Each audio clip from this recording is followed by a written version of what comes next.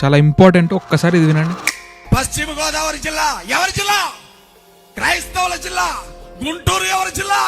క్రైస్తవుల జిల్లా. బాపట్ల ఎవరి జిల్లా? క్రైస్తవుల జిల్లా. కంట్రోల్ చేసుకొని చాలా రెస్పాన్సిబుల్గా మాట్లాడతా. వీడు చెప్పింది ఇతను చెప్పింది హిందువులను రెచ్చగొట్టేలా ఉన్నా అతని మాటలు మాత్రం 100% నిజం. ఇతనే ఇంతకుముందు మాట్లాడుతూ దేశాన్ని 2 ముక్కలు చేసి క్రిస్టియన్స్ కి సపరేట్ దేశం ఇవ్వండి అని అడిగాడు. మనం నేషనల్ పాలిటిక్స్ గొడవలో పడిపోయి హిందూ ముస్లిం అనే టాపిక్సే మాట్లాడుకుంటున్నాం, కానీ స్టేట్ పాలిటిక్స్ మర్చిపోయాం. మెయిన్గా తెలుగు స్టేట్స్లో, అది కూడా ఏపీలో కన్వర్షన్స్ చాలా హెవీగా పెరిగిపోయాయి. కొత్త చర్చిలు బోల్డ్ అని పుట్టుకొచ్చాయి. జనాలందరినీ మభ్యపెడుతూ పనికిమాలిన స్పీచ్లు ఇస్తూ వాళ్ళకి కావాల్సిన పనులు వాళ్ళు చేసుకుంటూ వెళ్తున్నారు.